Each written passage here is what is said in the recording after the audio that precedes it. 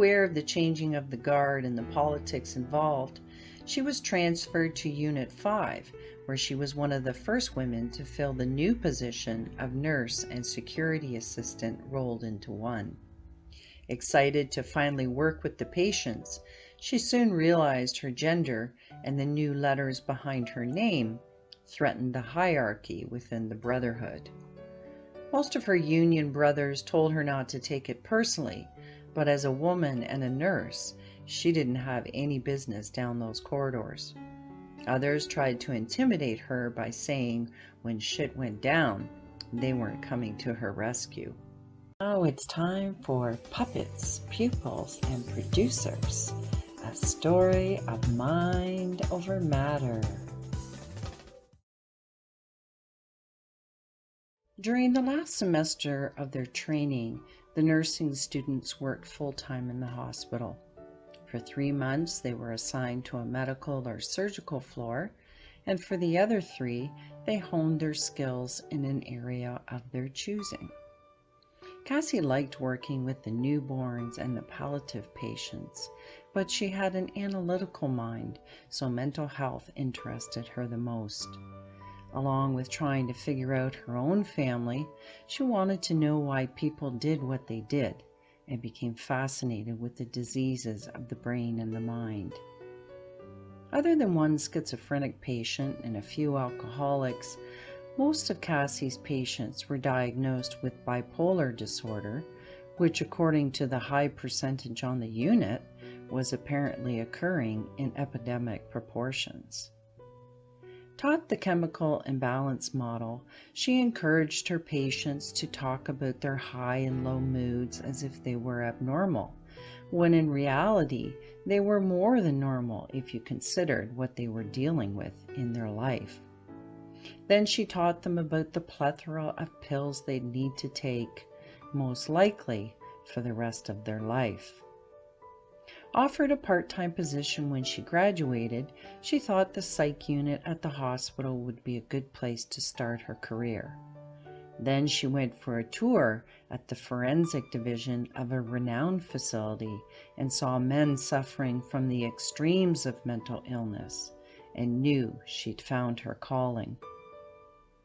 While the group of nursing students were being processed, a loud pulsing alarm and announcement sent their tour guide running. The unknown crisis evoked worried looks amongst her peers. Cassie, however, wasn't worried at all and couldn't hide her excitement. When the guard returned from the crisis, he resumed his speech and told the group they were standing in what was referred to as the Great Divide, because it sat in the middle of the facility's 2 distinct divisions. He went on to explain that every man entered through the front gate. If he went to the right, he became an inmate and was managed by correctional officers. Inmates were awaiting trial, or they were serving a sentence of 2 years less a day. Then he added that if the man went through the gate on the left, he became a patient, and specially trained staff called assistants took care of him. The men on the left side were there for assessment, or because the court had decided they were not responsible for their offense due to a mental disorder. However, unlike the inmates, they didn't receive a sentence and remained in custody under a warrant of the lieutenant governor.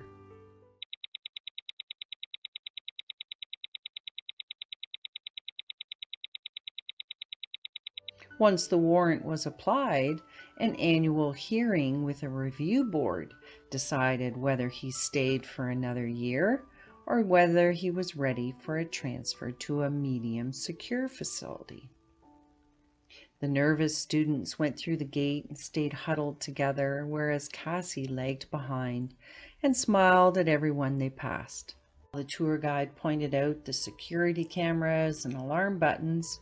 The group walked amongst the patients who were given access to the common areas because they were considered more stable. Taking it all in, Cassie became even more intrigued when they visited one of the units. In order to return to their cells by the man in charge, the group waited until the last cell door closed. Then they were instructed to stay in the middle of the corridor while they walked down it. A few of the men yelled out to no one in particular. Others sat silently and didn't seem to notice the parade of young, soon-to-be nurses at all. Some greeted them politely, others made catcalls, and a few threatened unspeakable things. Most were dressed in a t-shirt and green track pants. The rest were naked or wore a smock made of an indestructible material. Their cells were empty besides a cement bunk, sink and toilet, and an institutional mattress, which was a privilege and not a right. There were no sheets or pillows, and the blankets were made from the same coarse material as the smocks. When they were out of their cells, they were always under the strategically placed eyes of the assistants.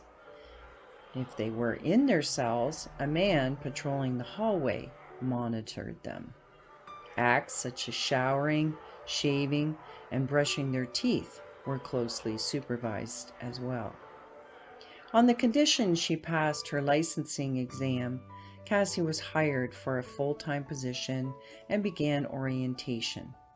After learning the security protocols and how to physically restrain patients, she sat in a medical dispensary where she was a consultant versus a custodian. Along with responding to emergencies, Cassie assessed medical issues, but she wasn't assigned a patient caseload, so she made good use of her time by reading every patient's chart.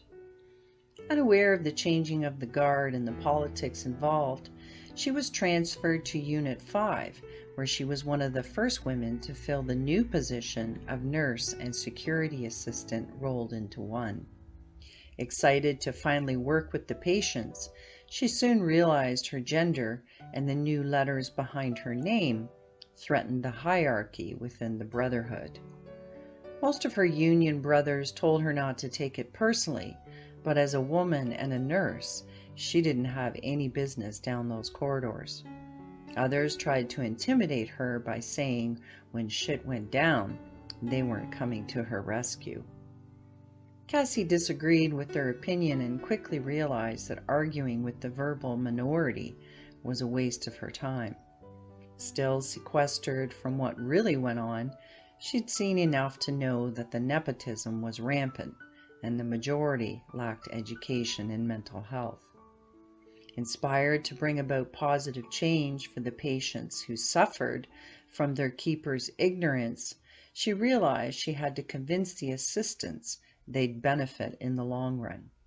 In the meantime, she learned the ropes and either faked it or gave genuine respect to the men who'd seen the things she hadn't yet. Her first physical altercation involved a patient with developmental delays and schizophrenia. Sometimes smashing his head stopped the voices that tormented him, and they'd have to put another set of sutures in his heavily scarred scalp. Taking a liking to Cassie, he started to call out for her when he felt like running headfirst into his cement wall, and many times she was able to talk him out of it. But even on his best day, he was unpredictable, and his recent deterioration made him more so. While adjusting his medications, they were protecting him and others by keeping him on top status. Despite its justification, his state of agitation, and the protests of the experienced staff, the unit manager insisted they take him out for a shower. As she was learning, a proficient team first established who'd negotiate with an agitated patient.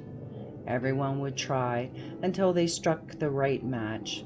Then his instructions would be given by the person he cherished or feared the most, depending on which tactic was working the best.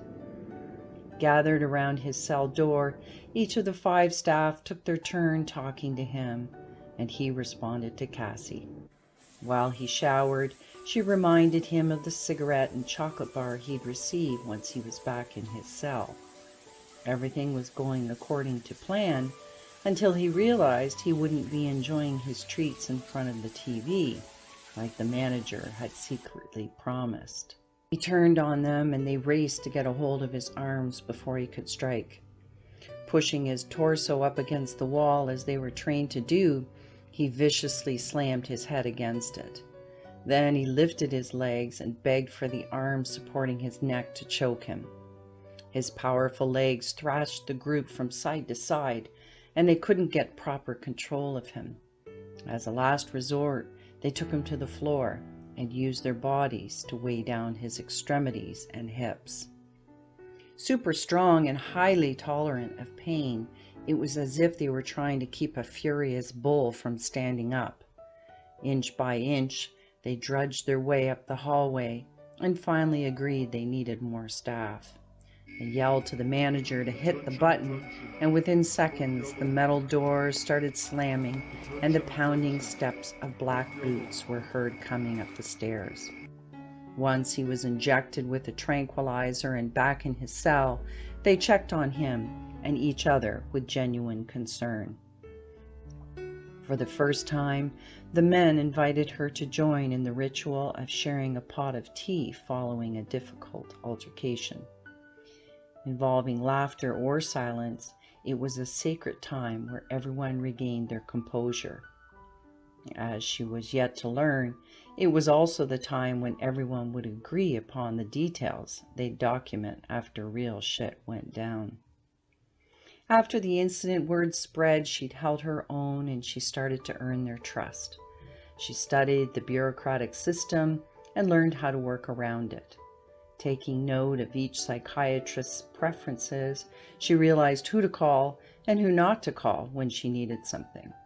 In time, and after a lot of blood, sweat, and tears, she became a member of the secret brotherhood that knew what really went on down those corridors.